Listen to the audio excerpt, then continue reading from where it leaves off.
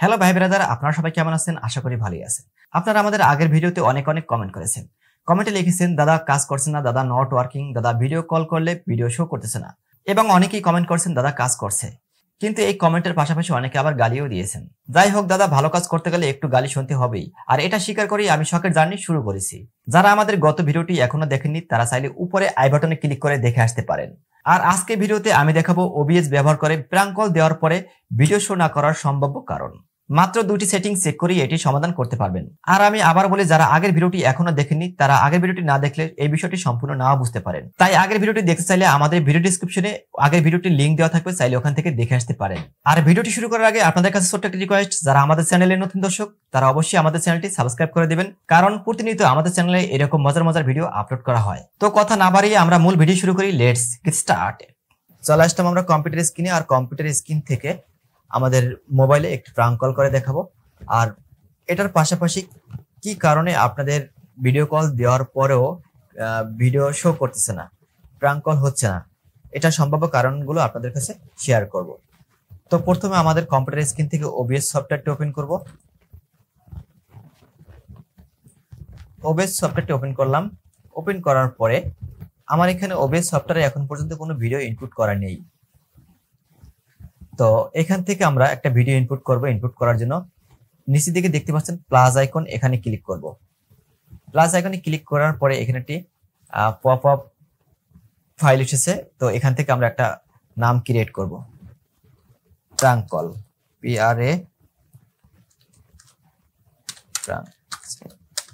Prank call লিখলাম। Prank call লেখার পরে এখানে একটি ফাইল ক্রিয়েট হয়ে গেল। তো আপনারা দেখতে পাচ্ছেন প্র্যাঙ্ক কলের উপরে আরেকটি ফাইল আছে, সিন। তো এখানে কিন্তু দুইটা ফাইল। তো আমি এই প্র্যাঙ্ক কলের ভিতরেই আমি ভিডিওগুলো ইনপুট করব। প্র্যাঙ্ক কলে ক্লিক করে তারপর আমরা এই প্লাসে ক্লিক করব। প্লাসে ক্লিক করার পরে এখান থেকে মিডিয়া সোর্স এখানে ক্লিক করব। করার পরে ওকে ক্লিক করব। ওকে ক্লিক করার পরে ব্রাউজারে ক্লিক করব। ব্রাউজারে ক্লিক করার পরে আপনাদের যে ফাইলে আপনাদের ভিডিওটি রাখা আছে ওইখান থেকে আপনাদের ওই ভিডিওটি সিলেক্ট করে দেবেন। তো আমি এই ভিডিওটা দিয়ে আপনাদেরকে আগেও প্র্যাঙ্ক কল করে দেখিয়েছি, তারপর আমি আগের ভিডিওটাই আবার এখানে নিয়ে আসছি। তারপর আমরা এইখান থেকে লপে ক্লিক করব। লপে ক্লিক করার পর জাস্ট ওকে দিয়ে দেব। আপনারা দেখতে পাচ্ছেন ভিডিওটি এখানে চলে এসেছে। তো আমরা এখান থেকে ভিডিওটি টান দিয়ে স্ক্রিন ফ্রেম বরাবর করে দেব। তো ভিডিওটা অলরেডি আমার এখানে চলে এসেছে। আমি চাইলে এখানে আমি আরো ভিডিও ইনপুট করতে পারি, সেক্ষেত্রে একই প্রসেসে নিচের দিকে দেখতে পাচ্ছেন প্লাস আইকন, তারপর আবার আমরা যাব এখান থেকে মিডিয়া সোর্স, তারপর ওকে, তারপর আমরা ব্রাউজারে যাব। ব্রাউজার থেকে আমাদের পছন্দ অনুযায়ী চাইলে আরো একটি ভিডিও নিয়ে আসতে পারি।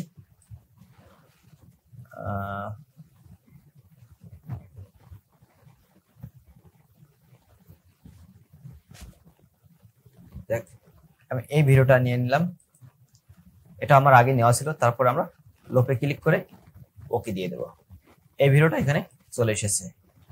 আমার স্ক্রিনে এখন দুইটা ভিডিও দেওয়া আছে। চাইলে আমি যাকে আমি প্র্যাঙ্ক কল দেব তাকে আমি দুইটা ভিডিও দেখাতে পারবো। তো আপনারা এখানে দেখতে পাচ্ছেন চোখের মতো একটি আইকন, এই আইকনে ক্লিক করলে নিচের ভিডিওটা শো করবে, আবার ক্লিক করলে আবার উপরের ভিডিওটা শো করবে। তো আপনারা চাইলে এইভাবে করে দুইটা ভিডিওই প্র্যাঙ্ক কল দিয়ে প্রদর্শিত করতে পারেন বা দেখাতে পারেন। তো আমরা এখন আমাদের মেসেঞ্জারে প্র্যাঙ্ক কল দিব। মেসেঞ্জার সফটওয়্যারটা ওপেন করব। ওপেন করার পরে এটা মিনিমাইজ করে দিলাম। সরি, আপনাদের কথাটা বলতে মনে নেই। তো এটা ওপেন করার পরে যদি আমরা এখন এখান থেকে প্র্যাঙ্ক কল দেই, সেক্ষেত্রে যাকে আমি কল দেব তার ফোনে কিন্তু ভিডিও প্রদর্শিত হবে না। তা এটা করার জন্য আপনাদের অবশ্যই স্টার্ট ভার্চুয়াল ক্যামেরা এটা অন করে নিতে হবে। এটা ক্লিক করতে হবে। ক্লিক করলে এটা দেখতে পাবেন একটি ব্লু কালারের একটি মার্ক হয়ে গেছে। আর ব্লু কালারের মার্ক হলে আপনারা বুঝতে পারবেন ভার্চুয়াল ক্যামেরাটা অন হয়ে গেছে। এখন যদি আমরা এখান থেকে প্র্যাঙ্ক কল দিই, সেক্ষেত্রে যাকে প্র্যাঙ্ক কল দেব তার কাছে ভিডিওটি শো করবে। তারপরে যদি শো না করে, সেক্ষেত্রে সম্ভাব্য কারণ আপনাদেরকে আমি দেখিয়ে দিচ্ছি। তো আমার ভার্চুয়াল ক্যামেরাটা অলরেডি স্টার্ট করা আছে, এটা মিনিমাইজ করব। তো এখন আমরা আমাদের মোবাইল স্ক্রিনে প্রাঙ্ক কল দেব। তা মোবাইল স্ক্রিনে প্রাঙ্ক কল দেওয়ার জন্য আমাদের যে ফেসবুক আইডি এটা প্রবেশ করব। প্রবেশ করার পর এখান থেকে এখন ভিডিও কলে প্রেস করব।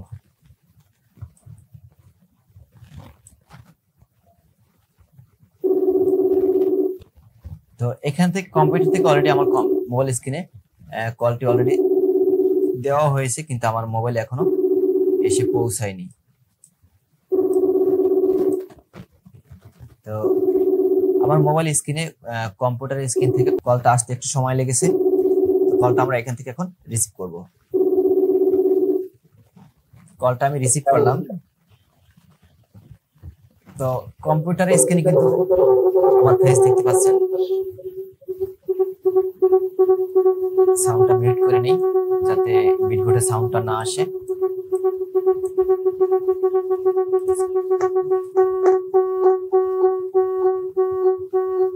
সরি, বিটঘটে সাউন্ডটা আসার জন্য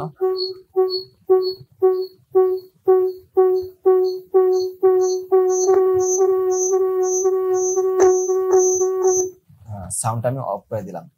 তো আপনাদের যদি শো না করে সেক্ষেত্রে আপনারা যে কাজটি করবেন, যাকে কল দিবেন সে কল রিসিভ করার পরে প্রথমত নিজের একটু অন্য একটা আইডিতে আপনারা এটা কল দিয়ে ট্রাই করে দেখতে পারেন। তো এই কম্পিউটার স্ক্রিন থেকে আমার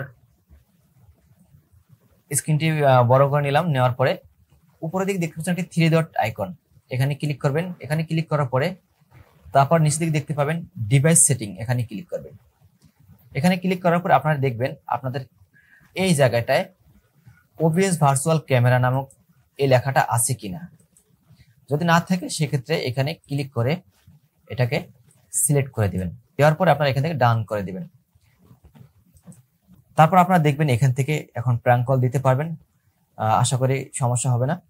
ভিডিও শো না করার এটি সম্ভাব্য কারণ ছিল। তো আপনারা বুঝতে পারলেন কম্পিউটার বা ল্যাপটপ থেকে প্র্যাঙ্ক কল দেওয়ার পরেও কি কারণে ভিডিও শো করে না। সো গাইস, আজকে ভিডিওটা এই পর্যন্তই। ভিডিওটা ভালো লাগলে অবশ্যই লাইক কমেন্ট শেয়ার দিবেন। আপনাদের প্রত্যেকটি লাইক কমেন্ট শেয়ার পরবর্তী ভিডিও তৈরি করার অনুপ্রেরণা। Thank you so much for watching this video. Till then take care, bye by.